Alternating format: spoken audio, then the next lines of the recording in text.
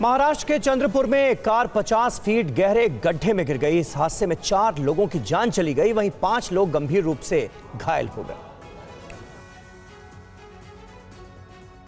गड्ढे में गिरी कार की ये तस्वीरें महाराष्ट्र के चंद्रपुर की हैं, जहां एक सड़क हादसे में 4 लोगों की मौत हो गई तो 5 लोग गंभीर रूप से घायल हो गए। दरअसल एक परिवार कार में सवार होकर नागपुर से कागज नगर जा रहा था। तभी सोंडो गांव के पास सड़क निर्माण का काम चल रहा था, जिसकी वजह से सड़क किनारे गड्ढा हो गया था और कार फिसलकर करीब 50 फीट गहरे गड्ढे में जा गिरी। इस हादसे में एक ही परिवार के 4 लोगों की मौत हो गई तो वहीं 5 लोग इस हादसे में घायल हो गए। पुलिस के मुताबिक यह हादसा रात करीब 1 बजे हुआ। यह हादसा इतना भयानक था कि इस हादसे में मां बेटी समेत कुल 4 लोगों की मौके पर ही मौत हो गई। वहीं परिजनों ने सड़क निर्माण के दौरान सुरक्षा के इंतजाम न होने का भी आरोप लगाया है। तो वहीं हादसे के बाद मौके पर पहुंची पुलिस ने शवों को कब्जे में लिया और मामला दर्ज कर जांच शुरू कर दी। लेकिन सवाल यही है कि आखिर इस हादसे का जिम्मेदार कौन है? जो लोग अपने घर लौट रहे थे वो सड़क निर्माण में लापरवाही के चलते अपनी जान गंवा बैठे। एक अहम खबर है, भारतीय सेना ने सोशल मीडिया पॉलिसी में बड़ा बदलाव किया है। अब सैनिक इंस्टाग्राम का इस्तेमाल सिर्फ देखने और निगरानी के लिए ही कर सकेंगे। पोस्ट लाइक या कमेंट करने पर पूरी तरह से प्रतिबंध लगा दिया गया। भारतीय सेना ने सोशल मीडिया को लेकर अपनी नीति में एक अहम बदलाव किया है। अब सेना के जवान और अधिकारी इंस्टाग्राम का इस्तेमाल सिर्फ देखने और निगरानी के लिए कर सकेंगे। हालांकि पोस्ट करना, लाइक करना या किसी भी तरह की टिप्पणी करना अब भी पूरी तरह से प्रतिबंधित रहेगा। सेना की तरफ से ये फैसला फर्जी और भ्रामक कंटेंट पर नजर रखने और संवेदनशील जानकारी की सुरक्षा को ध्यान में रखकर लिया गया है। सेना के सभी फॉर्मेशन और विभागों को नए निर्देश जारी कर दिए गए हैं। इसका मकसद ये है कि अगर कोई जवान फर्जी, भड़काऊ या संदिग्ध पोस्ट देखता है तो उसकी जानकारी तुरंत उच्च अधिकारियों तक पहुँचाई जा सके। भारतीय सेना समय समय पर फेसबुक, एक्स, इंस्टाग्राम जैसे प्लेटफॉर्म्स के लिए दिशा निर्देश जारी करती रहती है। इन सख्त नियमों की वजह रही है फेक फ्रेंडशिप, हनी ट्रैप और फेक अकाउंट्स के मामले, जिनमें कुछ जवान विदेशी एजेंसियों के जाल में फंस गए और अनजाने में संवेदनशील जानकारी लीक हो गई। सेना ने अपने आदेश में साफ किया है कि सोशल मीडिया ऐप्स का इस्तेमाल सुरक्षा को ध्यान में रखते हुए सीमित और नियंत्रित रहेगा। जम्मू कश्मीर के बांदीपुरा में बर्फबारी के चलते पिछले 2 दिनों से बांदीपुरा गुरेज रोड ब्लॉक है। आवाजाही बहाल करने की कोशिशें जारी हैं।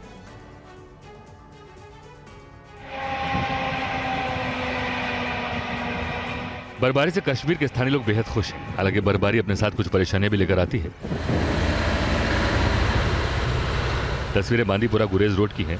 यहाँ बीआरओ की टीम बर्फ हटाने के काम में जुटी। बांदीपुरा गुरेज रोड करीब 85 किलोमीटर लंबी है। बर्फबारी के चलते पिछले 2 दिनों से रास्ता पूरी तरह से बंद है। बांदीपुरा गुरेज रोड गुरेज घाटी और जिले के बाकी हिस्सों को जोड़ने वाली एकमात्र सड़क है। ऐसे में इस रास्ते से आवाजाही बहाल करना बेहद जरूरी है।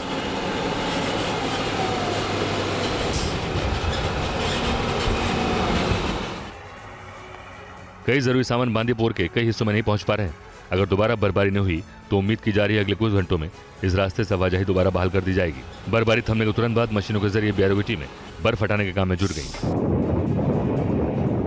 गुरेज दर्रे के आसपास के पहाड़ी इलाके सर्दियों में अक्सर बंद हो जाते हैं। लोगों से अपील की जा रही है कि वो मौसम का अलर्ट देखकर ही घर से बाहर निकले।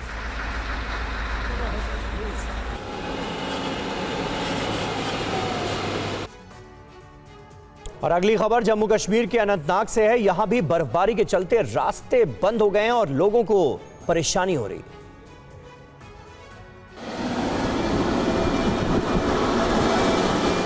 अनंतनाग में बर्फबारी से रास्ते ब्लॉक हैं। अनंतनाग टॉप पर कई स्थानों पर कई फीट बर्फ जमी है। तस्वीर NH 244 के दक्षुम सिंथन इलाके की है। यहाँ भी बर्फ हटाना प्रशासन के लिए बड़ी चुनौती बन चुका है।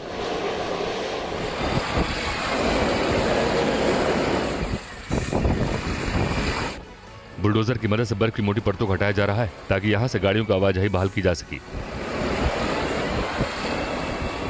अगली तस्वीर उत्तरी कश्मीर के साधना टॉप की है, जहां बर्फबारी से कई इलाकों में 3 फीट ज्यादा बर्फ जम चुकी है। बर्फबारी के बीच घना कोहरा पूरा इलाकों को अपनी गिरफ्त में ले चुका है। हर तरफ बर्फ की मोटी चादर बिछी है।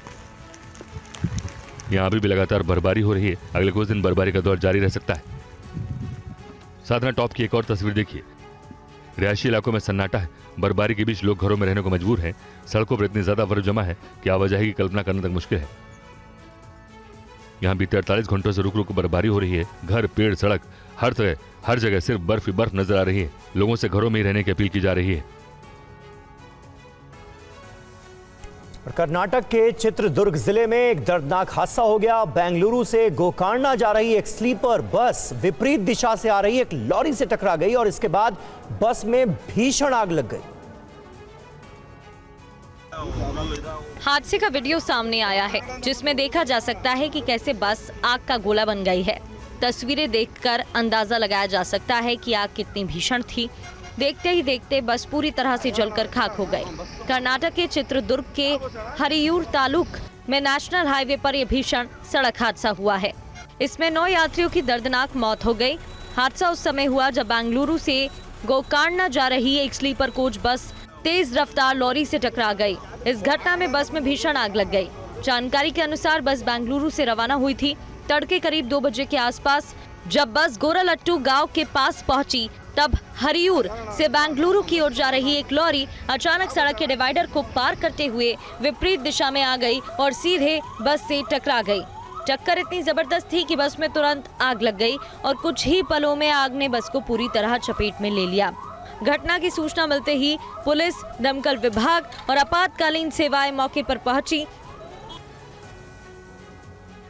और राजस्थान के जोधपुर में कबाड़ के गोदाम में भीषण आग लग गई। कबाड़ के गोदाम में पुराने टायर रखे थे जिसके चलते आग ज्यादा भड़की। भीषण आग की तस्वीरें इस रिपोर्ट में देखिए।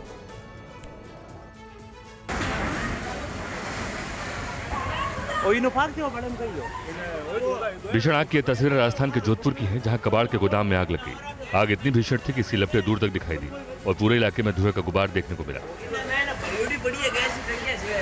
बताया जा रहा है कि कबाड़ के इस गोदाम में पुराने टायर रखे थे जिसके बाद गोदाम में आग लग गई और देखते ही देखते आग ने विकराल रूप ले लिया।